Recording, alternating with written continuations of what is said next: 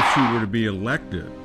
In fact, even if she were to be defeated and to fulfill the last 3 months of her vice presidential tenure, she will revert back to form. Open borders, no deterrence abroad, kind of radical Palestinian Iran, soft on crime. Oh, you guys are at the wrong rally.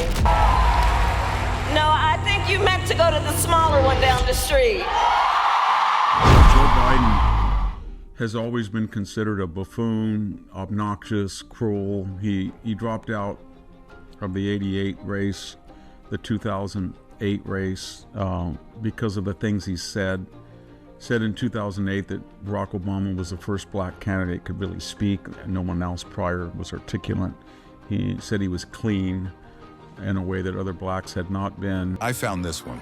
Mainstream African American, who is articulate and bright and clean. It could be interpreted that way. That's a storybook. It was a gaffe. It was not an intentional, racially pejorative statement. It could be interpreted that way. He plagiarized Neil Kinnock's speech, as you remember, in 1988. So he had a history of just not impressive, and he has a history of racism too. I mean, he put you all back. Victor Davis Hanson is an American classicist, military historian, and conservative political commentator. He has been a commentator on modern and ancient warfare and contemporary politics for the New York Times, Wall Street Journal, National Review, The Washington Times, and other media outlets. Vice President Harris was not a border czar. Meantime, Vice President and border czar Kamala Harris facing some backlash. What he said about Harris and immigration was not true. She was never appointed border czar. And this will be her first visit to the Jerry, just remember, it's not a lie if you believe it. Victor Davis Hanson indeed contends that a Kamala Harris presidency could potentially usher in a policy direction that leans heavily towards progressive, leftist ideals. He believes that her administration would likely pivot towards open border policies, loosening immigration enforcement, and scaling back on deterrent strategies internationally. Joe Biden is not a very impressive character. She comes off silly, cackling, but more winningly to a lot of people with therapeutic impulse. A lot of people think, well, she's young, she's attractive, she wants to be nice. Joe Biden now in his senility has that old man's grin. Hanson argues that such shifts would align with what he views as the radical left's vision, emphasizing a framework he believes deprioritizes strong border security and national defense.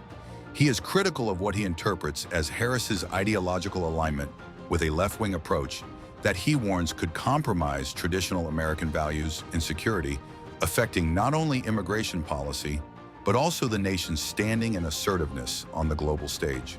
And after the lethargic reaction to the Hurricane Helene, and after the blow-up in the Middle East, and we should remember that Jake Sullivan said he inherited the quietest portfolio in the Middle East in 20 years from the Trump administration. There's going to be a lot of people who ask, was it that smart to get rid of Joe Biden? Because at least he was a known quantity, and there was not this, and he was only, he was headed for defeat, but at the time he was actually removed in the Real Clear Politics aggregate, he was only about 2 points down. And I think she's going to hemorrhage with all these things that are happening right now. And in fact, the last 48 hours, some of the polls have shown that Donald Trump is now leading in Pennsylvania, leading in Georgia, leading even in Nevada and Arizona in a way that people didn't think that would be possible. So whatever bounce she's had has been stopped, and he's starting to make inroads. If he can just control his language, so when he says something like she's mentally impaired or that, it doesn't go down with the independent voter. So he's got to. He's on, I think all he has to do is play defense now, the way she is. She's got to play offense. To the question of who is smarter, Waltz and Harris, or Trump and Vance, Victor Davis Hanson responds. I don't want to laugh, but based on their campaigns and their relative debates, I think that both Trump and Vance are far brighter than their counterparts. Elect Donald Trump in 2024. God bless you, sir. Vance is very much a creature of the new Republican Party that Trump has shaped in his image. By picking Vance, Trump is showing he's doubling down on this MAGA agenda. But more importantly, they're more industrious, and by that I mean that Kamala Harris does not prepare for anything. I don't think she's necessarily naturally limited, but she's intellectually lazy, and she always has been, because she counts on her race or her gender or her influence or her contacts or her mentors, and especially the press, that they won't press her. So then she just figures that whatever word salad she throws out there will be interpreted as deep or adequate or convincing. Waltz he was picked. It's kind of funny. I think Trump understood his limitations as far as expressing and analyzing, presenting the MAGA agenda. So he did kind of a unique thing in picking Vance, because by traditional electoral calculus, it made no sense. He's another white male. In America, we don't do that now.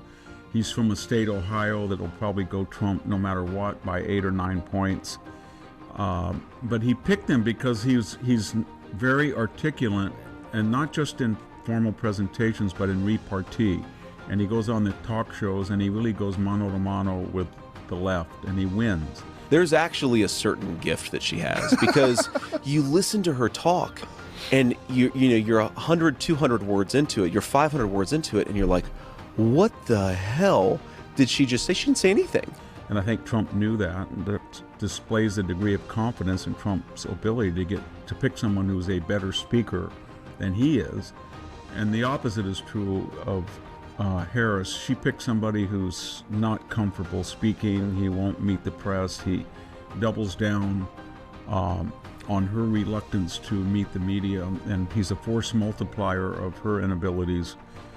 And it just begs the question, why did she pick him? Josh Shapiro was an early favorite for the vice presidential slot.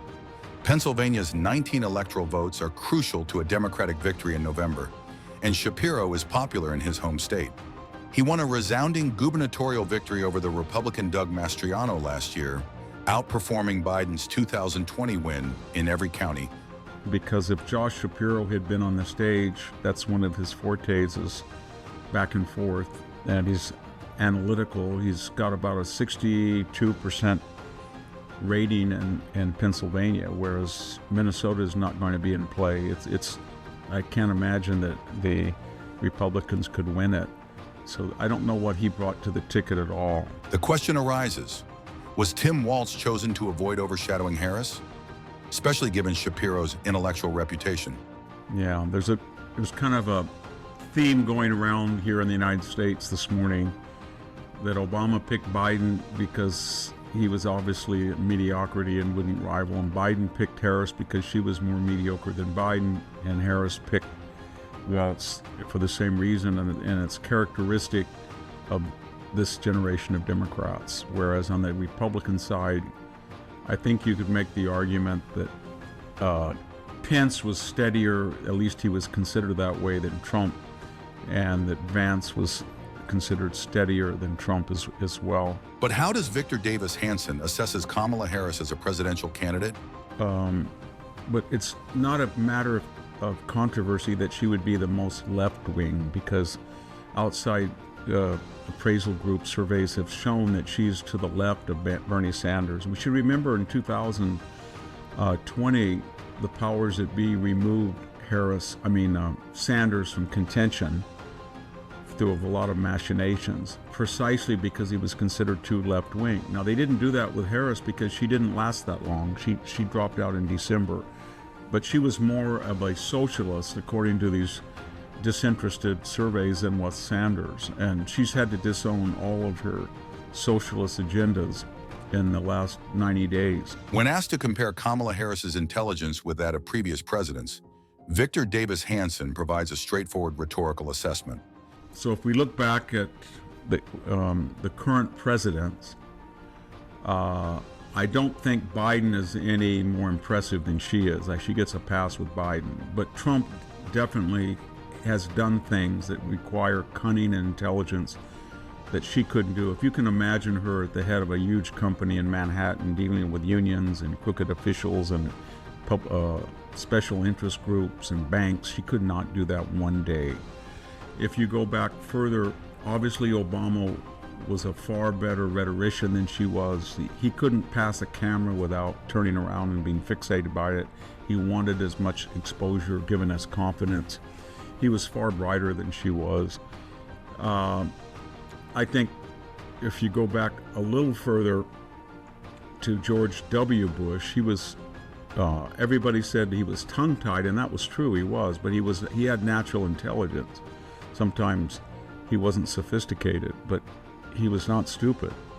And Bill Clinton had a natural intelligence and superior rhetorical skills.